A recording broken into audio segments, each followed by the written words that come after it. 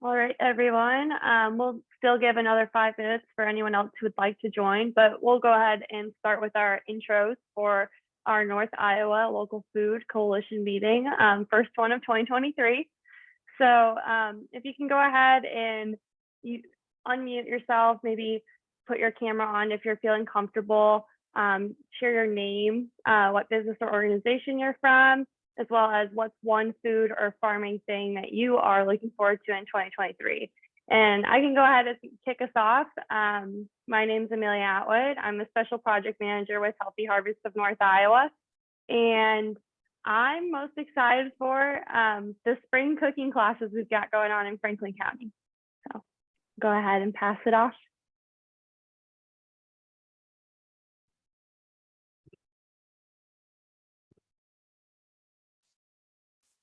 I'll go ahead and go next. I'm in the parent pickup line, so I'll probably have to be muted for a little while after this. I'm Natasha Marquis. I'm with North Iowa Mutual Aid and also newly with Prudent Produce as a local food planner. I am looking forward to more weather like this. Yes, I'm Andrea Ebelsizer, also with Healthy Harvest. I'm the project director, and I am also, like Natasha, looking forward to weather like this. And today's the first day I've been able to keep my window open slightly for the afternoon. So that's pretty exciting.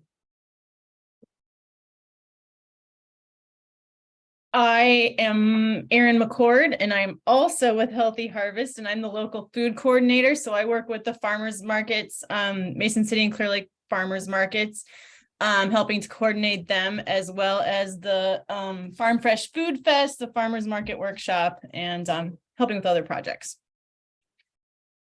And I am looking for, actually, I'm on lamb watch right now. So that's my spring thing that's happening.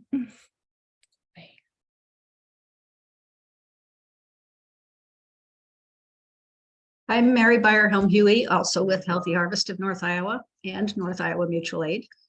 I am the local food connections program coordinator, I guess. I don't know how coordinated I am, but I am mostly looking forward to asparagus and radishes.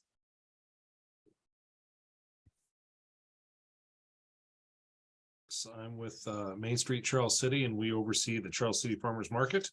And I am looking forward to the Mennonite baked goods that always look and smell so good each time we have the market.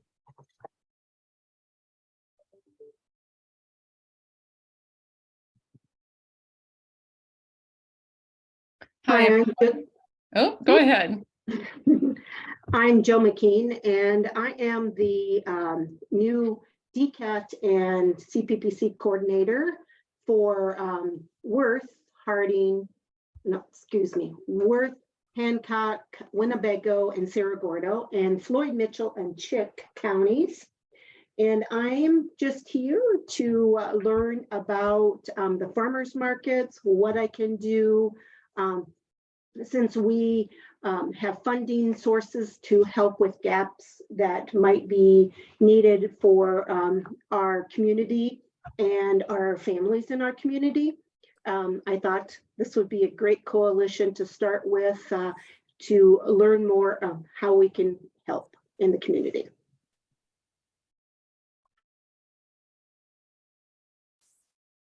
Hi, everyone. I'm Lee Trimbath with the blank screen. I don't know what my problem is, but I can't get my camera to go on. But I am with Central Gardens of North Iowa in Clear Lake. And I'm the events chair there and have a strong interest in youth programming, do the youth programs and just networking in general. And I am really excited to start seeds. I've got like way too many packages of seeds ready to go. So excited for that. Grow some food.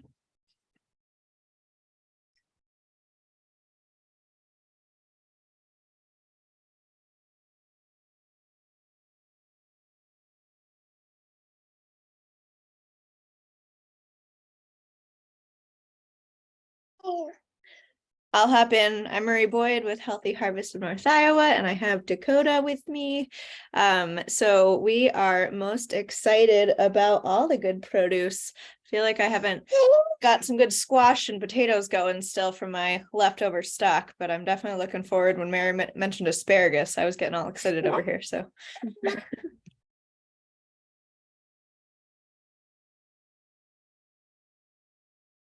Yep, and Marie, I would agree. When I heard asparagus, I instantly thought we've got a great spring panzanella recipe on our website, so I'm probably gonna be making that here soon.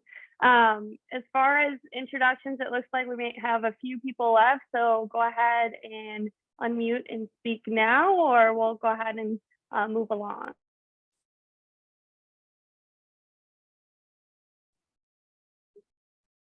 I always hate to jump in. Oh, go ahead, Josh. I know, I was doing the same thing. Yeah, my name is Josh Dansdill. I work for Northeast Iowa Resource Conservation and Development, so a little bit farther away than you guys, but I'm excited also for all the things you said, strawberries and asparagus and all the greens coming up. So, but yeah. All right, there you go, Shelley. And I'm Shelley Alquist. I'm the Mercy One representative on here today. And I can't think of anything new that you guys haven't brought up. It's just seeing the sunshine and and knowing that what that all brings. So well, my name says Brooke Bemler, but I'm actually Paige from the NIAC SBDC and John Papa John Center. Brooke is currently in a meeting, but will be coming here shortly. So he just wanted me to sit in on it until he could come back.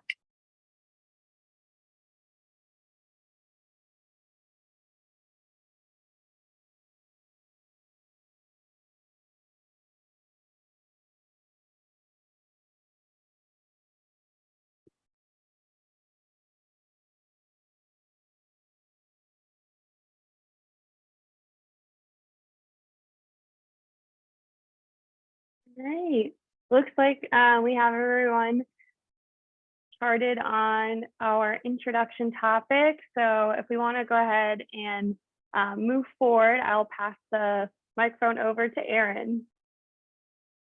So we have a special, yes, we have a special guest with us to hear. It's Josh Dansdill from the Northeast Iowa RC&D, and he has been working on a super cool project over there, Farmers Market Manager project, to help a group of markets work together and all get better, which I'm sure he can explain way better than me. So I'm going to turn it over to Josh, and thank you so much for joining us here. Oh, my pleasure. And I'll kind of give a brief overview, and then I am all about questions and hearing other insight from other folks. So a little background, we were able to be awarded FMPP from the USDA, and we are working with 6 different farmers markets in Northeast Iowa. Each of these markets are at a different stage of development, and that was kind of the goal there, was to see where they're all at and find out what we can help one with, what we can help the other one with, meet them where they're at, and then also, have them learn from one another. So we're working with 6 different markets, one from each county up in Northeast Iowa, and we're working on 3 different parts of it. One of them was kind of gleaned from some past farmers market manager work. I've been here at the RC&D now for 10 years, which I can't believe. But from some of the other previous work we found, and I'm sure you guys know too, a lot of these market managers are volunteers and they get burned out through the season. And one of the things we wanted to do right away was first pay them. Like, let's get them some money so that their time then is being spent, being paid instead of just volunteered. And then we found, once they got paid, then they're still willing to put some time in outside of that. So they were able to take their markets further than they were before. And the idea, I guess, behind the whole thing is just to add a degree of professionalism to the farmers market manager position and provide them with the resources that they need to make that happen. And one of them was money. Another one is we're giving them all a little budget. So we can't give them too big of a budget. We should give them more, but to give them, marketing dollars so they can work on a marketing budget for 3 years, work with them to do what we're calling like a market manager success kit. So if they, didn't have any other resources at the market to help them run the market, to kind of have the backing there that they could get those resources in hand and start using those. And then also provide them with some training tools and other resources and share example leases, share example vendor handbooks, share example vendor agreements, just kind of working together to kind of shore up some of those other resources that they may or may not have had before, or may or may not have thought about having before, like an emergency protocol for one market, and working with the city on their lease agreement for their space and providing, you know, technical assistance with them along the way to what they can expect, what it could be, showing them an example, working with those elected officials or those city administrators on how to make that happen. And yeah, we were just starting up year 2 of the project.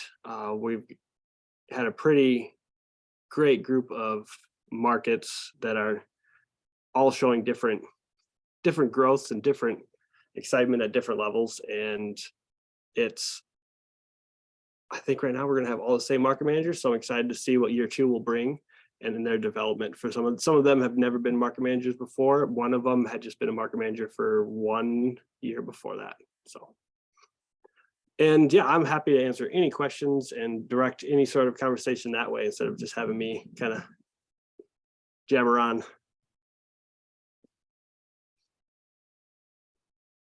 I think this project is really so cool.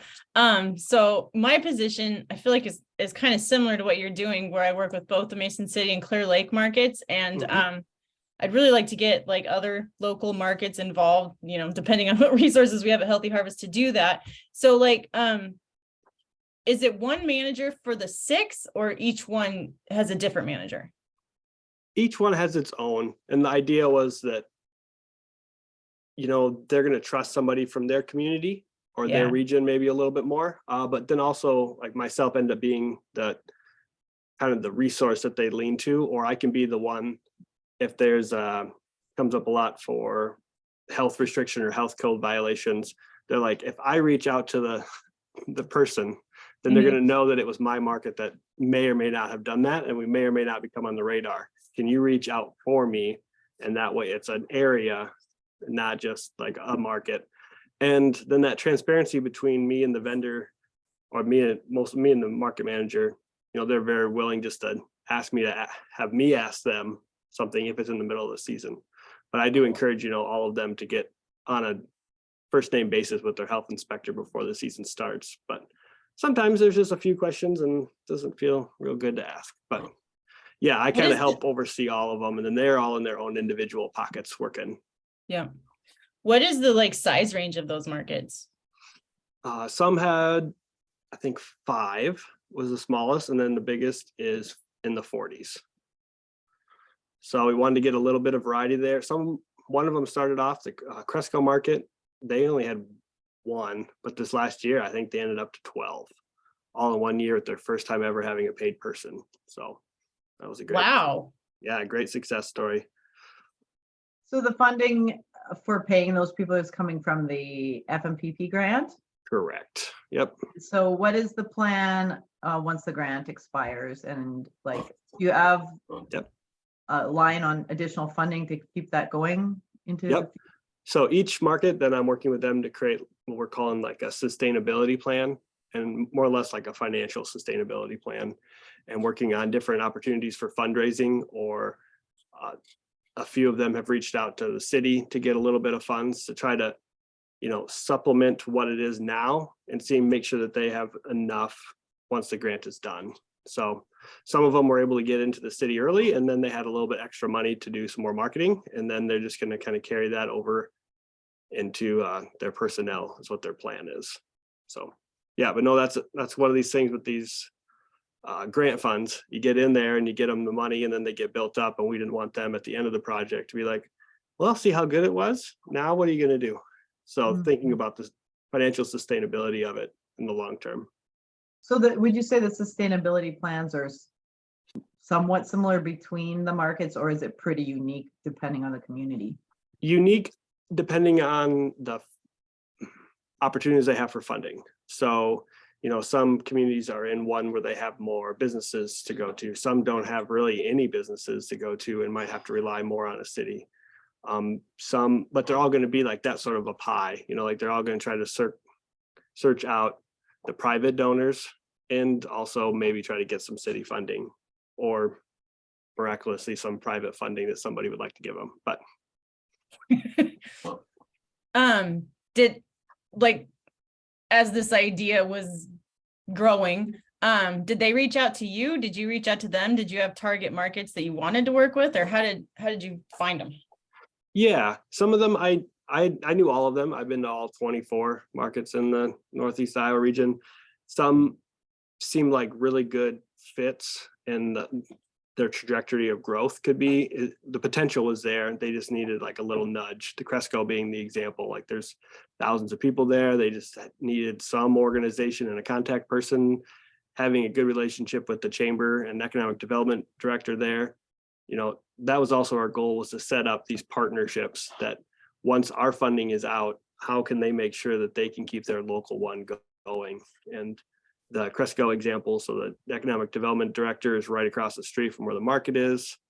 They know each other, so then they're able to work together with one another to, you know, build that partnership, and then also hopefully find other funding for one another. But that was the start for finding the 6. And then I wanted to spread it out throughout the counties. So we are a regional nonprofit, and I wanted to be equally fair to every county. And then each county has its own pros, cons, and challenges, and wanted to make sure that we had a wide swath of different input, I guess, into the project.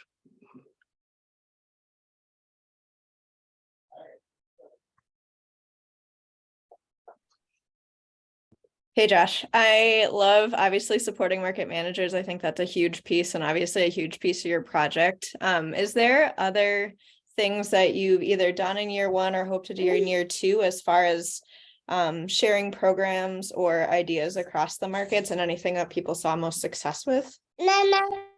Yeah, I think what I would like to do better would be to have them connect. Some of them are more tech savvy than others, but I would love to have them be able to, you know, communicate on either like a regular basis.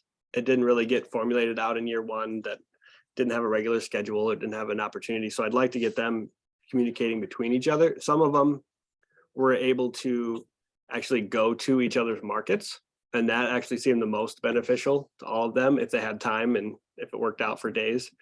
But then they were able to sit, and they actually ended up sitting and talking to each other, and then passing ideas, and then passing on musicians to one another. And then that collaboration piece, just having them sit down, and almost a non-structured time for that. That was great. There's something else I was gonna say, but I forgot it in there. Sorry, Marie, I forgot what my other. You're good.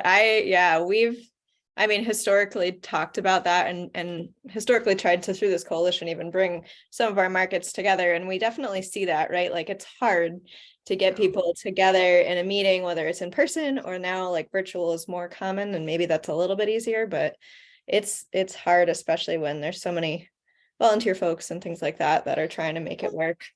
But man, it's so good to idea share too. So yeah, and just sitting there watching them together, like the couple that were able to get together, I was actually able to be there, and I didn't facilitate any discussion. I was just there as a customer actually, and they were just chatting away about different avenues, different directions, different projects that they had in mind. And I don't know if it was just those individuals were just really passionate and bubbly anyways, that just kind of spilled over into they're just chatting about it, but it was contagious for them. So I wish I could have got others drawn in there, but that travel space is difficult.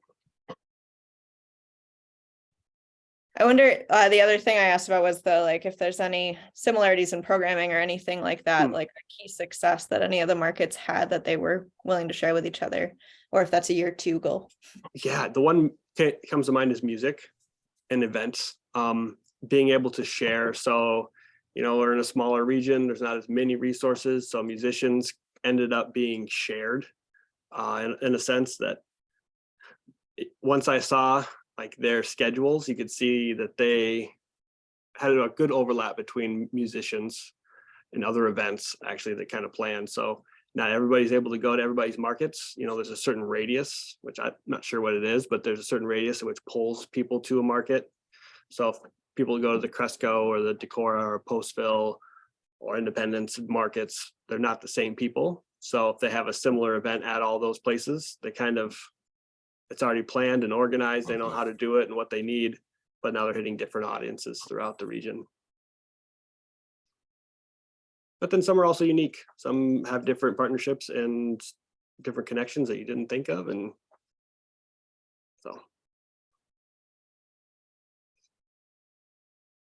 It's fun what comes together when you get people in a room. We just had our farmers market workshop, and that was like the best part of it. I thought was just the like roundtable discussion, new vendors and seasoned vendors and Healthy Harvest people. It was a really good talk. That brought up another, they also were able to chat about, you know, vendors and vendor recruitment and not trying to steal other vendors. So some of them were on different days, so we're able to share the vendor contacts, which was great. On a negative note, one of them did have a negative vendor. So they were like, hey, if this person reaches out, this is what happened. They may tell you a different story, but this is what happened. I want you to be prepared and make sure you have your board documentation or your other documentation in place before, if this happens again, which then you're like, okay, that was a great thing to have in your documentation before anybody, whether or not the vendor was there or not. So that was. Yeah, I love the idea of having the market managers visit each other at the markets, like on a market day. Yeah. And we do have markets in our region, some of the ones outside of Saragordo County that are on different days. And I think that's a really great idea to have them come to one of the other markets and visit and talk about things as things are happening on market day. And see it, you know, like to see how their setup is or what other things are going on. One vendor or one market manager suggested, which I thought was a great suggestion, was how can one market, they're trying to figure out a way to do like a sub, like a teacher sub, like for a market manager sub. Because they're like, I want to go on vacation. I love the market. I love it. It's every Saturday or every Friday or Tuesday all year long. So I might be gone for a week or two. And how can we set that up that I have a sub? And then they're like, well, could my sub come? And then I just actually go to a different market and spend the day over there instead. So like the Saturday ones always come to mind because there's more Saturdays and you know, it's like, if it works out that way and if the money works out, you know, for board being payment and everything that way, but then that was a good idea for them to get out. Otherwise there was that barrier there of, I should be working at my market, but I want to work and see how something else is working. So.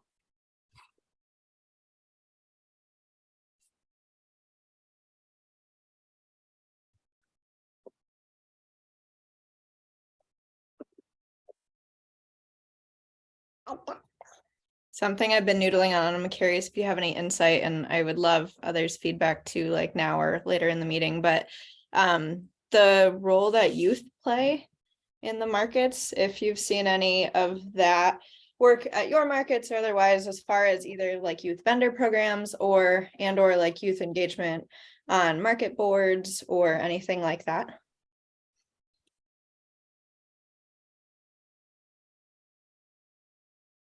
I can speak to one market. I know that they worked with the high school and are registered as I think it's for Silver Cord. I think it's what it's called. And they're like a registered station for that. And they can have high school students volunteer at the market to get their hours for their Silver Cord. That individual ended up coming to our board meeting for the farmers market because she had never been to a board meeting. So you're like, oh, there's this 15-year-old kid that was sitting in this meeting with a bunch of 40, 50, 60-year-old people. And she said that was not what she expected at all, but she learned a lot. And that was one great, and she volunteered all year long at the information booth. So. That's so awesome. I know I can echo. Similarly, one of our board, Healthy Harvest board members that couldn't make it today, she has had success with a youth board member and just talked about they're also a vendor, and just like the spark that youth member brings and the insight that they have is just so different than a lot of the more seasoned vendors. And just even the engagement that people have too when attending the meeting. For some reason, when youth are at the table, right, we want to look good and we want to be engaging too. So just like throwing out that little nugget of thought for folks. Is that why Dakota's on the call? Yes, I would like you all to be on your best engaging behavior.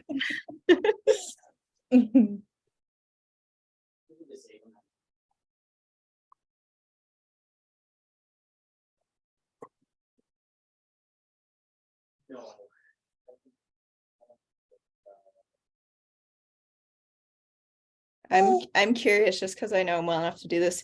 Mark, do you have any questions of Josh or any insight from your market that you wanted to share? No, one thing I'd say about youth is we've had some musicians from the high school have asked if they could come down and play. Just they wanted, the experience and wanted to just have people hear them. Doesn't cost anything. We encourage it every chance they get. So they usually come 3 or 4 times throughout the year. They set up all their own equipment.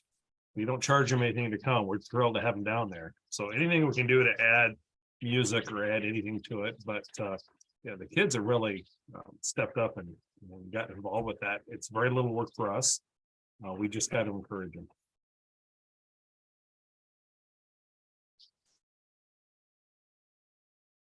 I guess one question I would have is, again, we saw probably more issue with this last year than I've seen in the last 6 or 7 years. And that's with vendors jumping markets. So they weren't here on a regular basis. They were jumping all over. A couple of them said they were recruited to other farmers markets. If there's a way that we can work together and try to get more vendors for all of us, I like the idea of sharing contact lists. Let people know that there's different days where they can do this. I think that'd be a real plus.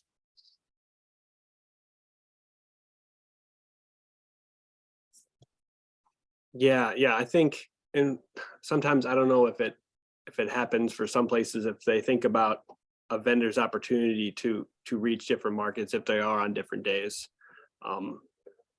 Some have the capability to do that, some don't, and then some, it's great when they can, but it is a fear sometimes when people do share the list of thinking that people are going to jump ship and leave. And that's a tough one, that you want to be open and want to work together, but then you don't want to lose your core vendors too. So maybe I don't have a good answer for that one, Mark. One comment I'll make on market managers is we used to have a paid market manager who was fantastic. When she retired, no one was willing to step up into that role. We actually now have the vendors themselves. They selected their own the market manager that day. I still work with them. We handle the money and everything. They collect it that day. They do the setup. They do the tear down. But we set it up that we'd have a main one and then 2 different backups as well. We're willing to do that. So that's helped us budget wise because we don't have to pay for a market manager. It always gets done, and they seem to be more motivated because obviously they're there and that helps them. But it made a big difference recruiting new volunteer market managers or managing help if they knew they were by themselves. If there were 2 or 3 people who were willing to step up and back them up when they were gone.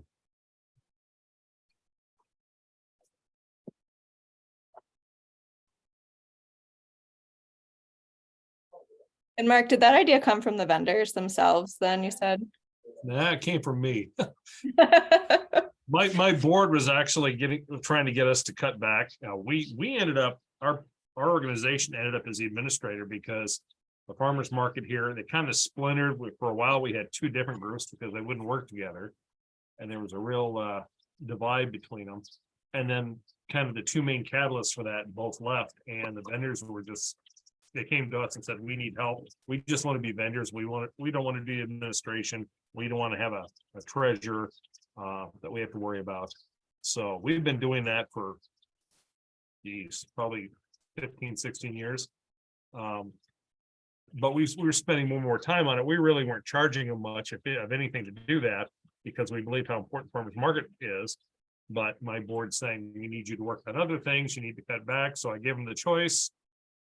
They could either step forward and help with setup and tear down and providing a volunteer manager, or they could take over the whole thing themselves and we would step back.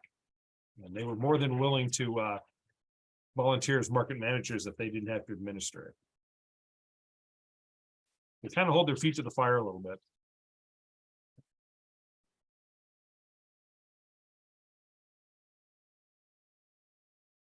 We're going to have our vendor meeting here coming up next week, as a matter of fact, and that group, they determine how they want to run the market, days, times, what they want to do for marketing. They just want somebody to be in charge of making sure that that happens. And they're all more than willing to help and do a little bit, but nobody wanted to be in charge.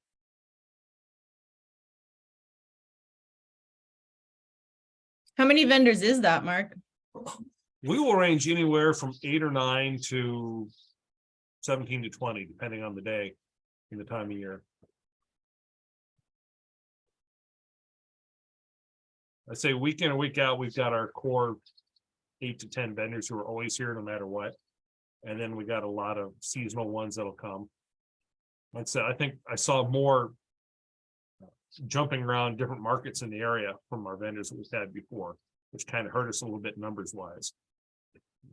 They'd be here some days, but not nearly as much as they used to be. What days are your market? Wednesdays from 3:30 to 6 and Saturdays from 9 to noon. So we do twice a week.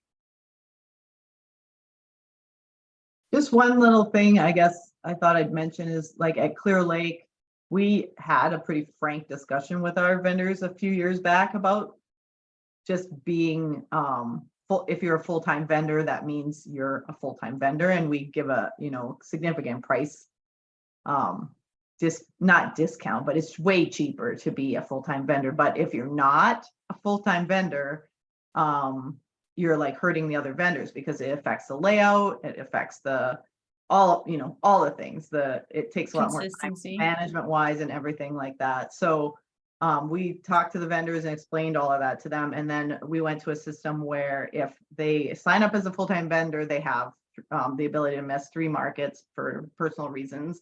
And we're a little flexible if they, have a funeral or something like that, that puts them into 4, we're not going to ding them. But if they consistently miss markets, they become a 4-week pass vendor instead of a full-time. So then they start paying the higher price and they have to schedule their dates as a 4-week pass vendor, which kind of for a large portion alleviated our problem with people not committing to the full season and, jumping around.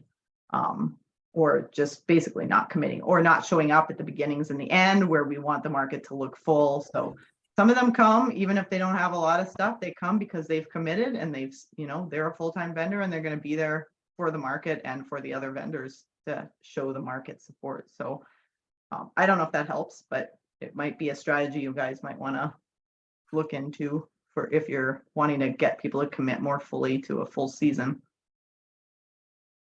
I like it if I can get them. It's like pulling teeth to get them to change the way they've done it in the past. But can I ask you guys, what do you charge for your daily vendor fee?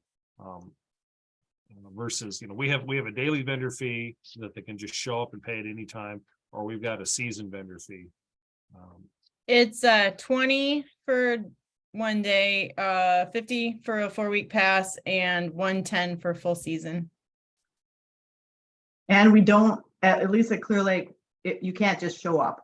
You have to register ahead. Yeah. And let us know you're coming because we get full and we need to have, vendors put in there like in a specific spot in the lineup. So if they show up, we say, we're happy to have you, but sign up and come, we'll schedule you for next week. So we don't really, it just took so much management on day of. It was kind of a chaotic situation that away from allowing drop-ins that way. They can come for one time, but they just have to let us know ahead.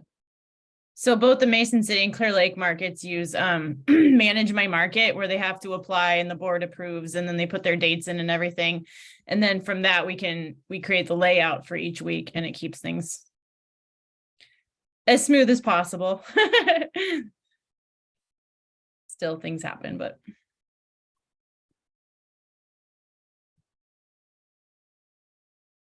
So Mason City and Clear Lake, they've got to register ahead of time. They can't just show up. Yeah. Yep, And I then don't we know have if- maps of the layout that we put together, and we can put that out, and it helps everybody know where to go to set up, and for the shoppers, you know, where to find everyone. And yeah, I can't imagine trying to just ride herd on everyone all at once in the morning. It's much nicer to have Yeah, and we my own didn't get- experience, but Yeah, we didn't get a ton of pushback on that. I think the you know, the regular vendors appreciate the consistency and knowing what's going on too. And I mean, it's just clear in our rules that that is the expectation. So, I mean, at first we thought we might get some, you know, pushback on some of the, as you make changes, but some of them, like that change, didn't really. I think it was generally a good change. It helps just to throw out a different size market comparison too. I know the Hampton Farmers Market here in town, they have a $10 a day fee or $20 for a month or $50 for the season. So it's definitely a much smaller market, but they similarly have kind of that like middle of the road fee structure as well too, for those who like want more than once, but not maybe just to commit for the season. Yeah, I like that. I think our seasonal fee is too low, and I've told them that, but again, trying to, I got them into the 20th century. We haven't got into the 21st century yet. But they're just afraid to raise their fees for any reason. But it's the seasonal fee, I think, is so cheap that there's not real incentive that they need to be there every time. So they get a reserved spot with that seasonal pass, but that reserved spot sits empty 2/3 of the year. Yeah. Yeah, that helps them, like when you go to a full season vendor, you get a guaranteed spot. In the other two categories, you get moved around wherever there's space that week. So, and the full season vendors appreciate having their spot. They know where to set up and their customers know where to find them. But, and obviously, you know, because the other two are more labor intensive, they're more expensive, and people can take more than one 4-week pass if they want. Like they could have 8 weeks or, you know, 12 weeks or whatever, but if they miss more than 3, they don't get the privilege of having that full season, you know, kind of discount. They get to have to pay Right. the price.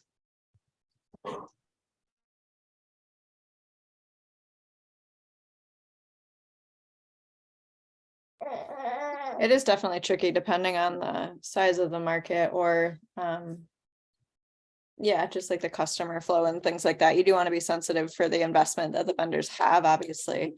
But I do wonder if, especially if it's a more vendor involved market in the leadership, if there's a way to like sweat equity style, right? Like if you raised the vendor fee for the season, but also then like a discount if you were one of those identified market managers or something like that to maybe help that balance of the conversation too. I don't know.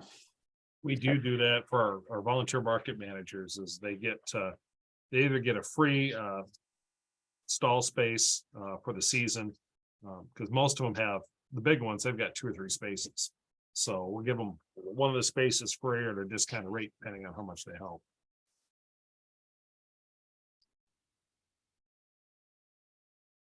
Very cool.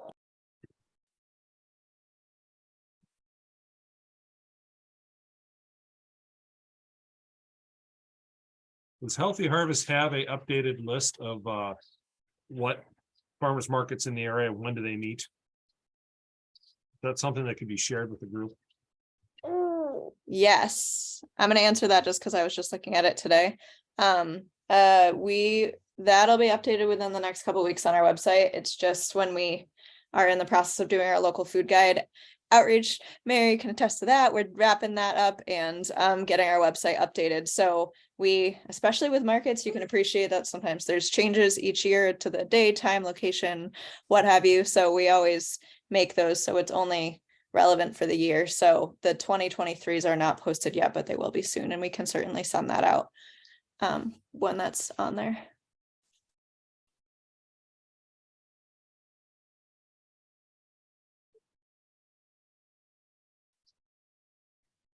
in the meantime, though, I can, like, our local food guides on our website, I can drop the link in the chat from last year's version. So that would have at least the list of markets and days and times from last year. And assuming not drastic changes have happened, at least it's something that's there right now.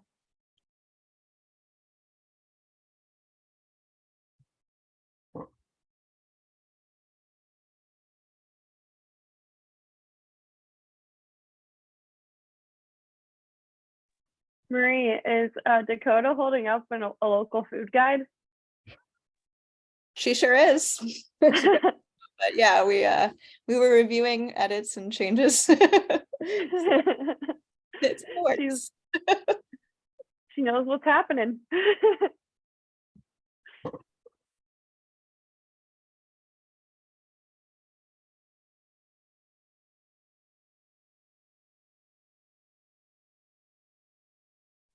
All right, that link is in the chat now.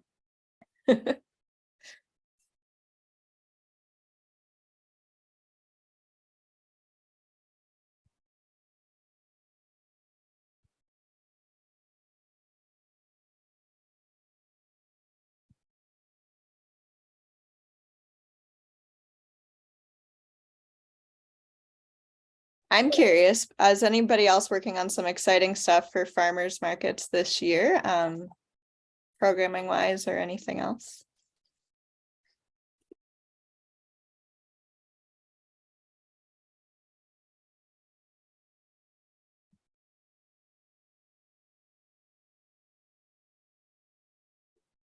Well, this is not exactly what you all are talking about, but with my North Iowa Mutual Aid hat on, we are talking to farmers markets about doing some gleaning at the markets. So if they have stuff that doesn't sell and they want to get rid of it, or somebody said like that they package meat, but maybe the packaging gets ripped a little bit, they can't sell it. We could take it because we can give it away immediately. So that's something we're looking at.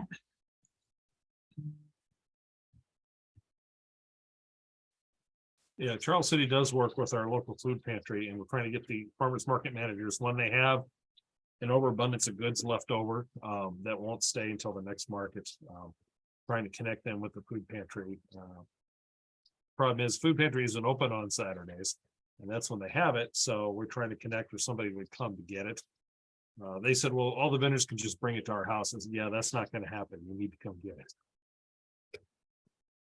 But it's a great way to not waste that food and put it back to use locally.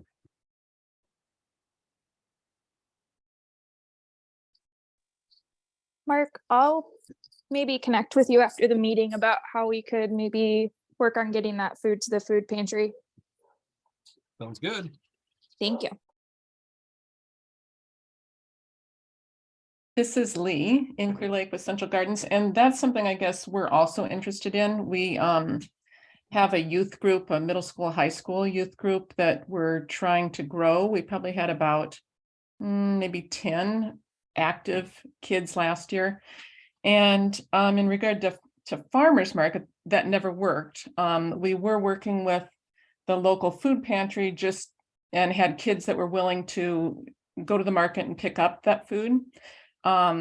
And I don't know, things just didn't quite, there were issues with working with the food pantry and getting that all set up. But that's something we're hoping to do this year. So yeah, if there's a way for mutual aid for us to work with them too, that would be awesome. And I know our older youth are also hoping to be more involved with the farmers market. I think we're hoping to go like at least 3 times this year, but eventually, if we have enough kids, would like to see them take more ownership in just the whole business side of it, in doing the vegetable sales and the bouquets from our cutting garden. So yeah, lots of things with youth, trying to get youth involved in growing food and putting recipes together and just being aware of food insecurity in general in the community. Lee, I have you on my list to reach out to you after this as well. But I did want to mention that North Iowa Mutual Aid is also starting a youth advisory council. So we are looking for high school aged students that are similarly looking to get involved with stuff regarding food insecurity, community fridges, and our other projects we have going on. So I think that might be something we could collaborate on, but I'll reach out to you after the meeting. Yeah, that would be great. I know, I don't know if you've visited with the high school yet, but when we chat, we had a really good conversation with the high school last week. And so, you know, make sure that we're all tied in together. Awesome. Thank you. Mhm. Does anybody do weekly or monthly drawings for event or market customers where they could win items donated by the vendors? We have talked about that, but we've never actually got it put into action. We started this, well, probably 2 years before COVID, and they do it weekly. We have the box out, we do it 2 times a week, and we have the box out there. But then after every Wednesday, we bring them in and do a drawing. Each of the vendors would, we'd ask them to donate something towards the prize package that week. And hardly ever it's somebody say no. And sometimes they give us some really, really nice stuff. But we put together a nice basket with all the different things they donate. And it's great publicity for the market. I mean, the customers come looking for it. They know they have a chance to win something. They don't even care what they win. They just like to win something. But we take a picture of the winner when they come down to get their basket, and it's great publicity for the farmers market. And we usually get a few people every year who said, hey, I didn't know about this, but I saw it on Facebook, or I saw such and such, my neighbor won, and I wanted to come down and check it out. Cool. That's awesome. Mark, we actually have done that with the Hampton Farmers Market before, in the sense of Healthy Harvest doing like a demo of the items that are in the basket that they are donating at the end of the market. So Hampton, they have market on Tuesdays and Fridays. So it really worked out well to have us at either the Tuesday or Friday event, but to really market it and get the community excited about it all the way up till the end of the week, where all the drawings would be put into the hat and be pulled for a winner. But I really like the idea of taking a picture of whoever does win that basket, because then it kind of reinstates that idea for consumers that this is an opportunity at farmers markets that's unique and not always available. So we would definitely be interested in collaborating with those basket giveaways with like a recipe, because I know what we have done in the past is when we get the recipe or the ingredients from the basket, we come up with a recipe from our website and we make sure to have some recipe cards to put in that basket for them to take home too.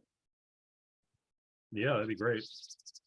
Our biggest issue is we never know from week to week what we're going to get from the vendors. It changes up. I always get a kick when I've got an armful of stuff that they've donated and somebody gives me a big pumpkin or something. I got to go get a wagon and come back and get. But I'm not going to say no. But yeah, it's rarely the same thing week in and week out. And I encourage them all to make sure they either have their name on the product or include a business card, so the people winning the baskets know where it came from, because it's great advertising for them.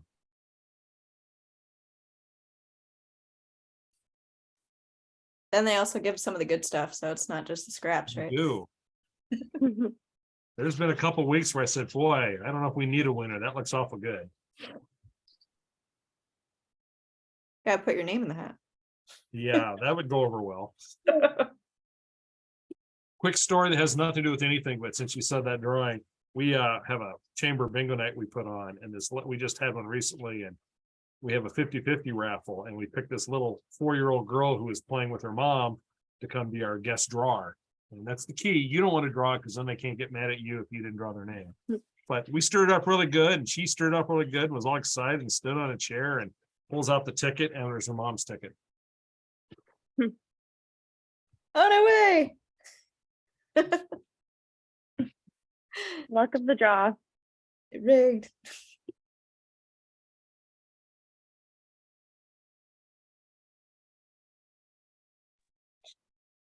I'd also love to throw out the question too. I know we hear a lot across the board about farmer recruitment and vendor recruitment and whatnot. And since we do have our friends from SBDC on the call too, who work with a lot of small businesses, I guess just any ideas out there as far as new and creative ways that we can work on vendor recruitment and work together at addressing some of those needs.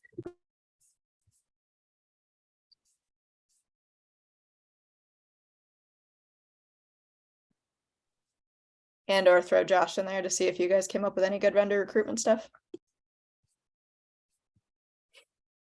I wish, honestly, our best like new vendors this year have just shown up out of the woods and been very fun and surprising. I would love to have good tips.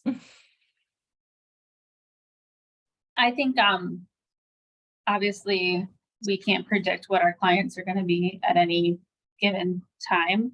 But if you guys have a list of when vendor or when markets are, get it to us and then we can promote that to any of our smaller food trucks or vendors that could potentially come to a farmer's market and who they could contact. We can certainly provide that to you guys. That's a great idea.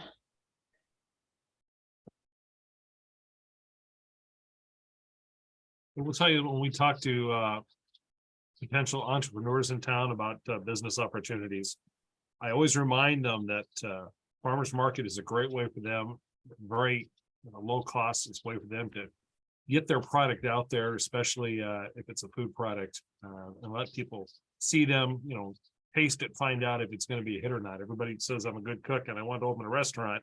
I said, you really haven't developed a market yet or an audience yet for it. This is a great low-cost way to do that. And it's amazing how many people don't think about farmers market as an entrepreneurial step forward. Mark, I will bounce off of that. Definitely thinking about any of our chefs we've worked with, or even just thinking about recruiting new chefs to farm to fork season.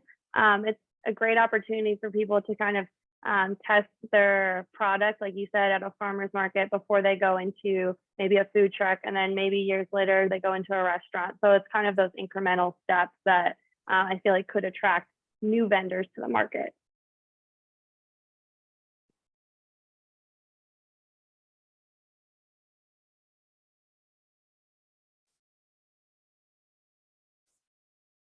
Yeah, and we've seen that happen in Clear Lake. We've had vendors at the market that then ended up opening storefronts and things like that.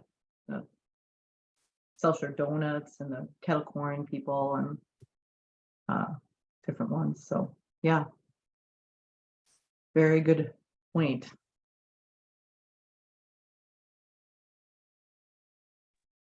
I know we always joke that if vendors have outgrown the farmers market, then you did your job, right? That they were able to test their business and do the right things and be able to grow from there. So it's a great test site.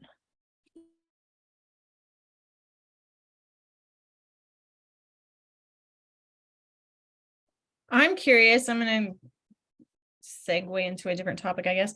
Have the new Iowa cottage food laws affected anyone's thoughts, actions, plans at all for being markets, vendors, any like level of involvement? Aaron, do you want to briefly explain what's changed? God, it still makes me nervous to even like describe it. Geez. And I have listened to a couple talks on it, but basically, and I'm reading this off the website, I'll be honest. So foods that do not need to be kept hot or cold for safety can be sold directly to the consumer without a license, provided they meet certain labeling requirements. So the labels are like much more detailed now. And so you can get this home food processing license, and so cottage foods that are not subject to license or inspection are either prepared in a private residence, do not require temperature control for safety, sold directly from the producer to the consumer, and is properly labeled. So we had Kurt at our farmers market workshop, and of course had like awesome lengthy conversations about what all that means and what it means for meat people, because like where you used to have a separate warehousing license for $250, if you have this home food processing establishment license, that covers meat warehousing apparently. And so there are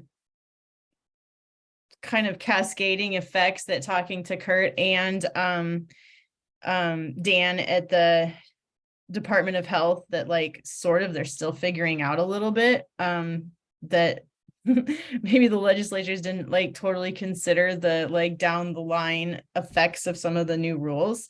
And so yeah, no, it's big and it's a little bit complicated, but it's also pretty cool because it does open things up for people and make them a little less red tapey. So I think it's good as long as like we're all figuring out what's going on with it.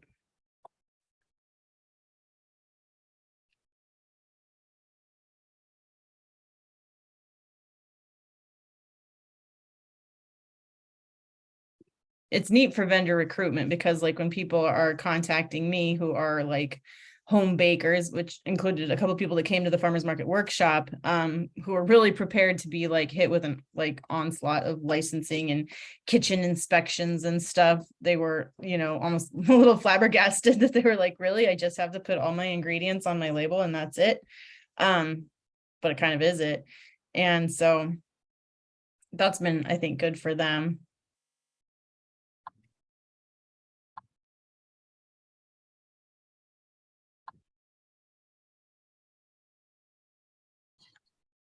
Aaron, this is Brooke Bemler. Sorry, I switched for Ashley, so she was sitting in earlier. Yeah.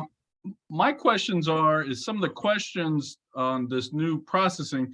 I've been burning up the phone with extension, trying to get a handle on this new stuff. Would you say that you're willing to help, or I can call you with questions? No. Damn it. I am gonna put no, you gotta talk to Kurt. He is at the Department of Inspections and Appeals.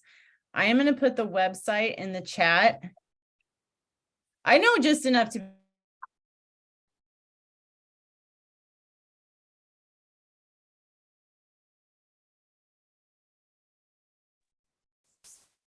I think Aaron froze. Yeah, I bet you got to say be dangerous. Yeah, the other one is Dan Reese at the Uh-oh. Saragordo Public Health. Reese, is that right? Dan, it's Dan though, right? I think, anyways, the Saragordo County Public Health, but I know he's having the same problem where it's like a bit of a messy line between what they really are allowing or not now. So he will probably tell you that they're still working through the guidance on it. Well, if we can kind of, from our point of view, meeting with people who are wanting to start their businesses, and you know, I heard Mark talking about, you know, the stepping stones of opening a business. It is always good to start at the farmer's market, but I'm trying to like keep it real, keep it legal, and do the right things. So and that's where I'm kind of, you know, I'm afraid to step out there myself because like, oh yeah, the SBDC, Papa John said we could do that. It's like, I want to make sure I cover my butt because it's a little bit fluid right now. Oh, wait, we've got to keep it legal? Oh, man. Okay, so I posted the Department of Inspections and Appeals website in the chat, and now I am putting in Kurt's email. And he's a slow emailer, but loves to answer the phone. I will also say that. So I'll give you all the info here. Thank you very much. Absolutely. And Dan, do you have Dan's info on your radar? I can get that pretty quick, but I gotta say, talking to Dan, he's still learning about this too. It was maybe not like the smoothest rollout. Okay, so there's Kurt's info, but I mean, I'm sure Dan's getting caught up. I just talked to him for like an hour the other day, and he would have liked to have known more sooner, from what I gathered. Let's see. I don't.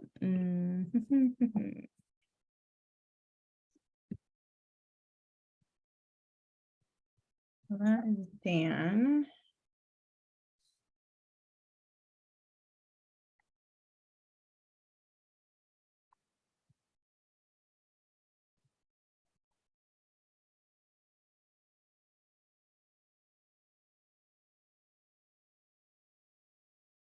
Josh, I just saw your message in the chat. Thank you for sharing your insight with our group here today.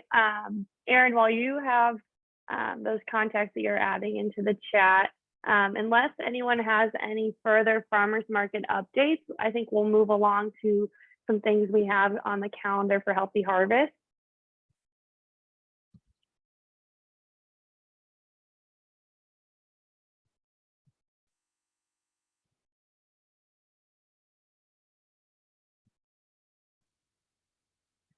Yeah, we can just go through these quick to make sure that people know about them.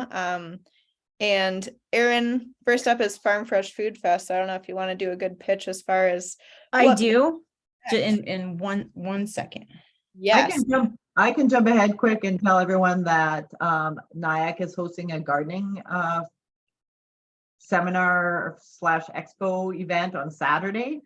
And we will be there giving a promotional speech about local food farmers and also a booth. So if you spread the word about that, NIAC does have some social media posts up about it, and I've been sharing it through the Healthy Harvest pages, but if everyone can share information about that, it's a good way, I think, to just boost up all the local farming and gardening things that are going on and connect maybe would-be vendors to farmers markets or connect them to us so we can connect them to farmers markets. So yes, I think gardening seminar, share the word. Okay. Yay. And I will be getting you some stuff for the Farm Fresh Food Fest, which is formerly The Gathering, and it's at the North Iowa Event Center on April 29th from 10 to 2 in the Olson building.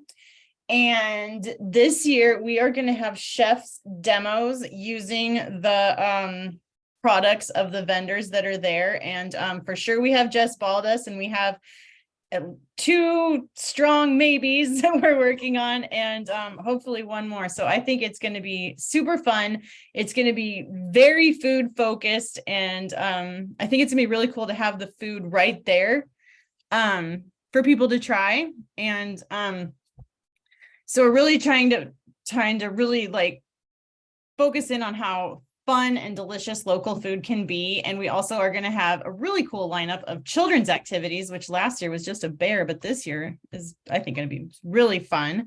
So I'm excited about it. Come out and eat and enjoy and talk and shop and have a good time.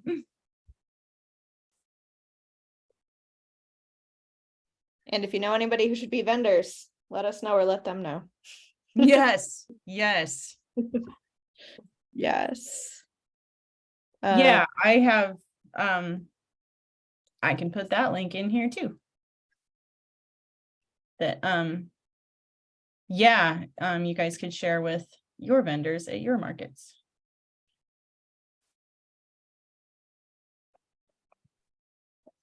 Yes. And besides that, I know we have upcoming workshops and field day schedule on there. Team, is there any updates we have on that? Well, we have a field day coming up at Woodside Acres. Mary, do you want to touch on that? Okay, so that is scheduled for April 16th, which is a Sunday. We're going from 11 to 2. Amelia will be there cooking up something delicious with mushrooms. There's going to be some kids' activities.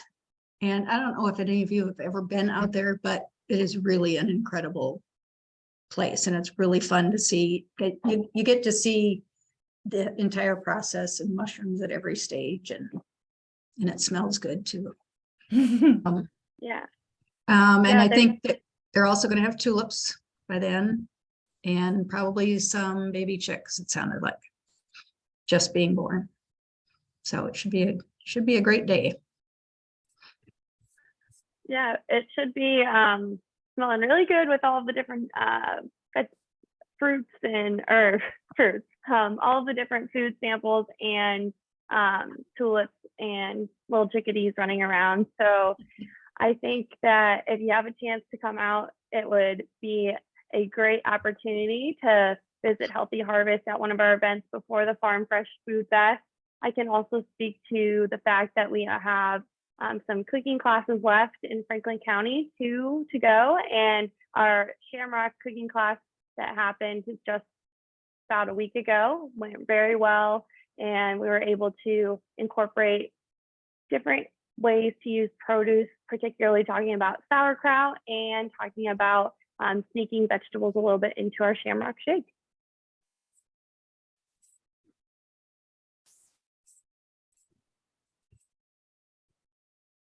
Oh, awesome, Shelly. I just saw your, and Shelly, or anyone on this call, I mean, we do have space in the next 2 classes, so go ahead and invite your friends, pass along the message. Is there an event link you could share for the Woodside Acres one? Not yet.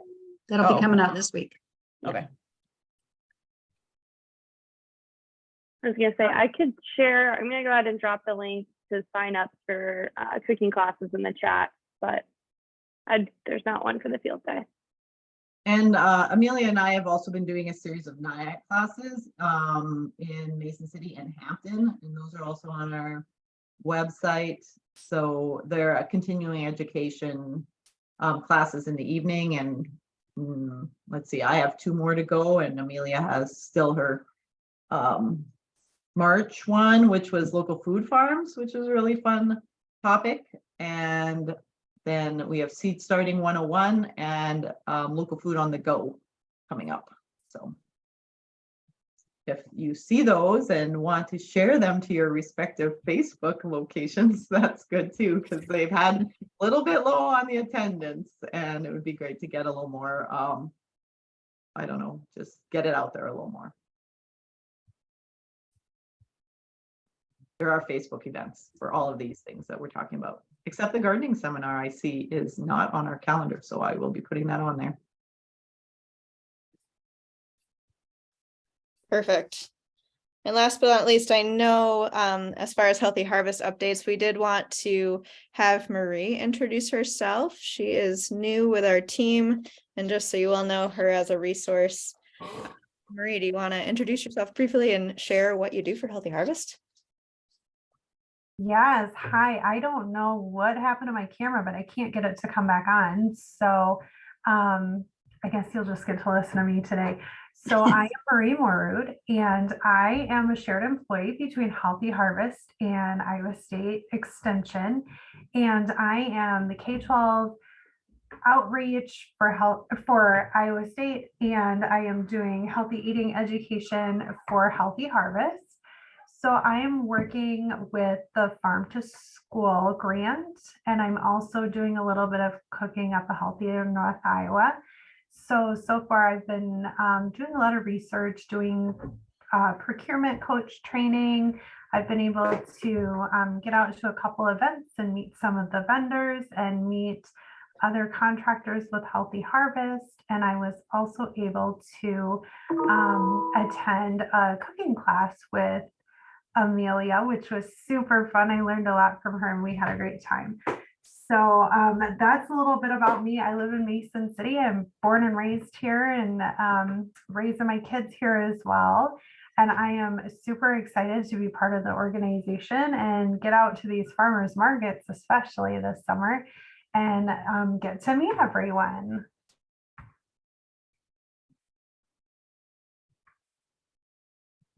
Perfect. And we are excited to have you. Thank you.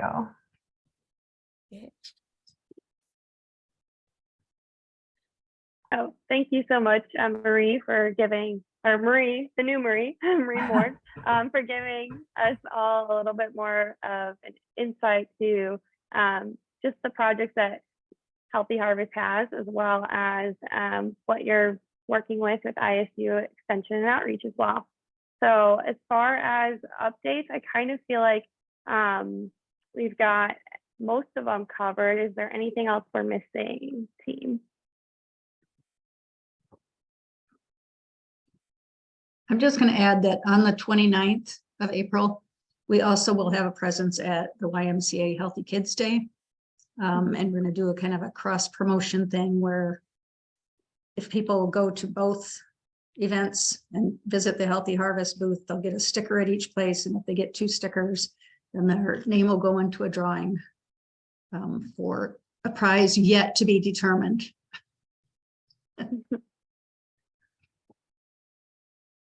Yes.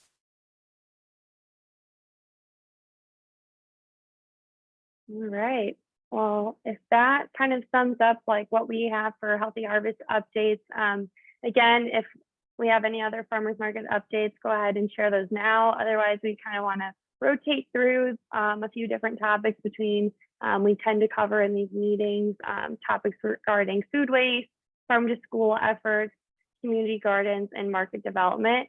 And each meeting, each quarter focuses on a different topic each time. So today was farmers market was our main focus and objective, but we are definitely open to hearing about these other topics as we roll through. So food waste, if anyone has any thing to share along those lines, that would be where we're going next. I do. We are working with AmeriCorps Vista program through UNI to create a food rescue coordinator position with North Iowa Mutual Aid that will be a Vista member. We are just starting out the process, so we are currently writing the job description and everything, and I will keep you guys updated on where we are in that process, but we'll be looking to hire somebody to build capacity for our food rescue program. That's awesome. Natasha, when you mentioned that role, are you having that coordinator be involved with your most recent project, the mobile pantries from the mail plots? Yeah, they will be involved with that a little bit. The position will mostly be meeting with businesses that have food waste and starting the conversation on food rescue and reducing food waste. But a lot of that food hopefully will be going to those pantries and community fridges that we're getting set up. All right, awesome. Thanks for elaborating on that. And Natasha, did you also want to mention that coming up in April is Food Waste Prevention Week? Yes, I do. Thank you for that reminder. No problem. The week of April 10th through the 16th is National Food Waste Prevention Week, and I am working with Marie and Andrea a little bit to figure out how we can spread the word about Food Waste Prevention Week in the schools and programming that Marie is already doing in April. I did also reach out to the landfill of North Iowa, as they have previously been involved in some school food waste audits with the Iowa Waste Reduction Center. So I've started conversations with them about possibly starting to do food waste audits at schools in the area again as well.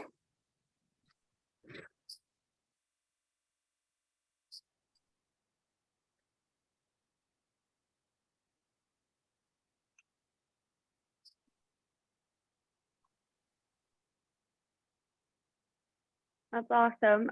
Thanks for sharing, and Andrea for prompting that. If there are any other thoughts in regards to food waste and projects going on in your communities that you'd like to share, go ahead and share those now.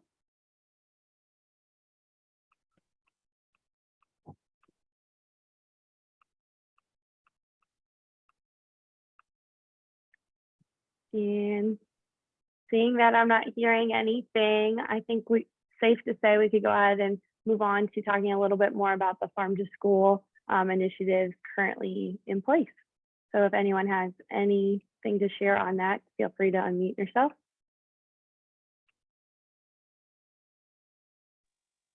I am also taking part in that farm to school local food coaching program, and as part of my role with Prudent Produce. And I am starting to talk with the schools that we're working with about reapplying for funding in April and planning for the 23-24 school year.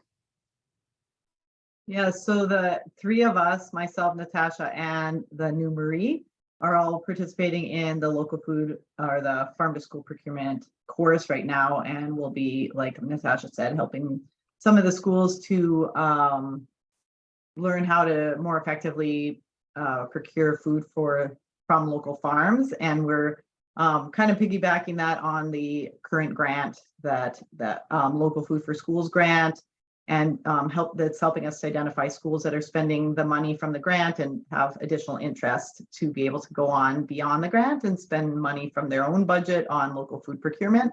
So that's pretty exciting, and it's pretty exciting to have Marie Marood on board working with us and collaborating between Extension and us, because we're hoping to I guess incorporate a little more local food education into some of the Extension programs and really focus on connecting the school students at different levels within their education to local food education and opportunities to do taste testing events and meet farmers and just learn a little bit more where the food comes from. So maybe Marie wants to say a little more about that, but we're really excited to start getting into the schools a little more fairly soon, and then really a big push in the fall as well. Yeah, so piggybacking off of that, currently part of what I'm doing with ISU is the Pick a Better Snack program, and we're not, we follow the Pick a Better Snack curriculum, but we kind of have a lot of flexibility because we are not covered under the grant at this time. So coming in new with a fresh set of eyes, I can see where we can be making a lot of improvements to what we're doing with that. And I have the flexibility to follow whichever, there's 3 years of curriculum, and I can follow whichever set of curriculum I feel best fits. And there's definitely one that would give us a lot of opportunities to use local foods. So definitely this fall, when we start that cycle over again, I'm going to be gearing that more towards the local foods. And also with the farm to school, what I'm doing right now is collecting a lot of data for our region in what types of food education the kids are receiving in school. Because Pick a Better Snack and Kids in the Kitchen, at least in our county, is for second and third graders. So we're trying to find where the gaps are and where kids aren't necessarily getting any sort of that food education. There's also like Ag in the Classroom and some different programs that go into the schools and work with the kids about some food education and taste testing, but we're looking for the gaps where these kids aren't being served, whether it's based on their grade level or based on their school district, and hopefully getting in there and being able to serve some of those underserved students.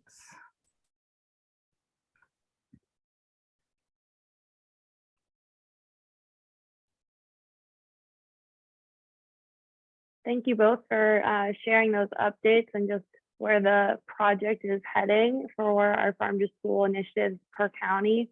Definitely there are gaps within probably the curriculum along the K through 12 for farm to school initiatives. So being able to plug that in with this grant money is very exciting. As far as farm to school goes, if anyone else has anything to share, go ahead and speak now. Otherwise, we'll kind of move along to community gardens.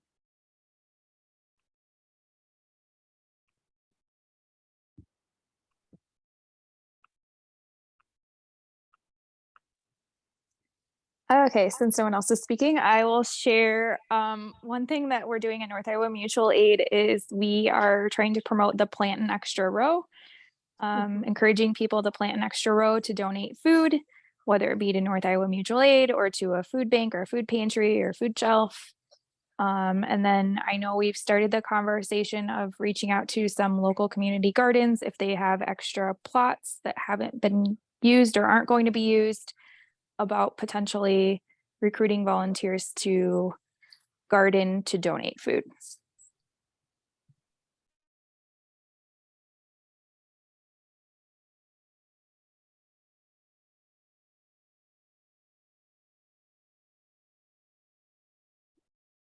This is Lee with Central Gardens. I'll jump in just a bit here. We sort of don't fall clearly into any one of these divisions, you know, not really being a community garden. I think of it more as an educational garden, I guess, especially with our kids programming. But one thing that kind of fun that we started last year, again, was a collaboration with ISU Extension, Elder Bridge, and was putting in raised beds into some seniors' yards, or in one case, it was a senior living kind of apartments that are near the garden. And our youth, our older youth, helped put the plants in, put the soil in, and then at the end of the season, you know, take it out, and those beds are stored actually at Extension, and then we can put them back out into people's yards this spring. So that was fun. And then we have Clear Lake, an early Head Start program that's going to be joining into that program, where they will be able to grow food there in that raised bed. So yeah, just kind of something fun. And hopefully the whole idea initially was at getting kind of extending elderly people's ability to garden and raise food once they're no longer able to really do that themselves in a larger garden space. So yeah, that was really a nice collaboration.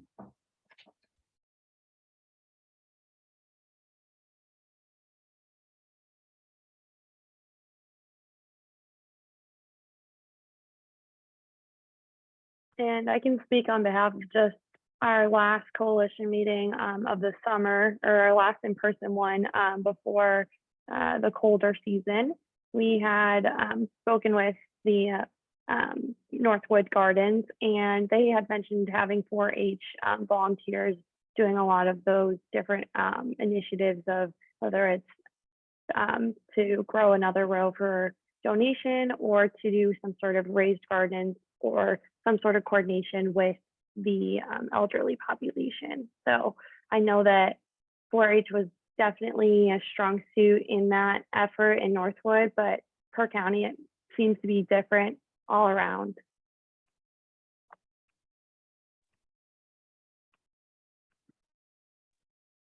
Just going to add one other thing. Some of you know, at the gardens, we have Friday programming all summer for youth in the morning. And as a part of that, we like to bring in other entities like Healthy Harvest and Ag in the Classroom and various groups like that. So if you do have any information that you want to get out to the public, and just to know that we're there and willing, you know, if you want to come out and set up a table, we get a good crowd there on Friday mornings. So always looking for ways to educate the public about what's going on in our community and how to connect them to these two different groups. So yeah, just reach out to me and we'd love to have you included.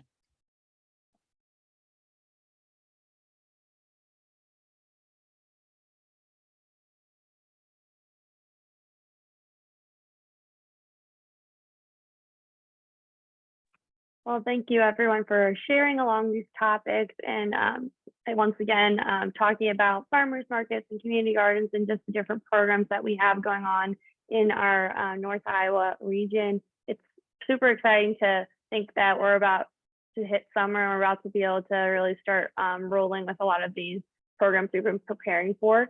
As far as anything else, like any other projects going on, if anyone has anything else to share about their community projects, go ahead and unmute yourself now.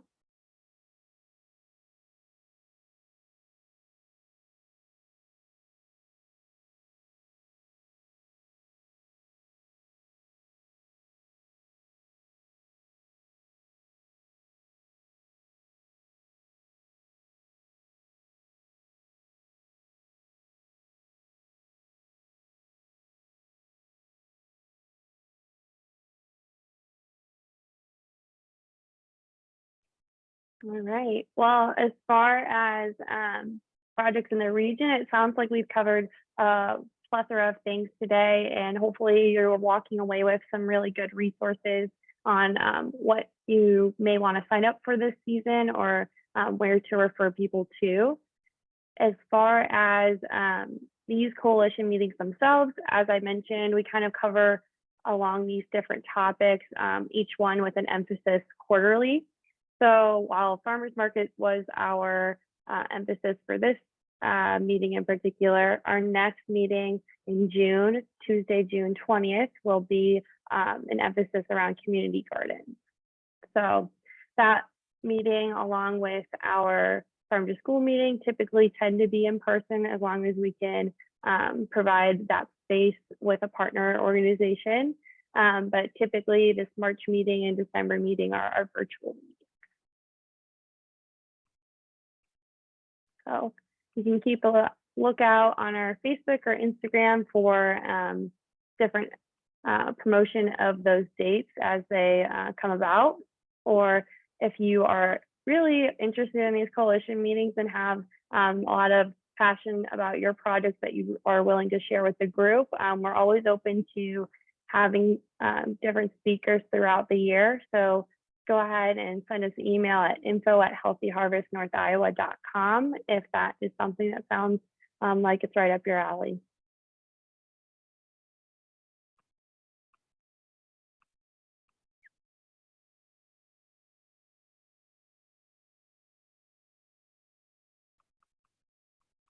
All right, well, other than that, are there any last minute questions or any comments from anyone?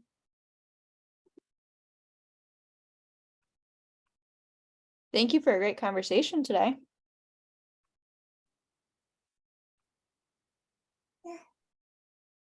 Yes, thank you all for attending and providing your insight to what's going on in your region, and hopefully getting connected throughout this meeting today. Thank you for doing this.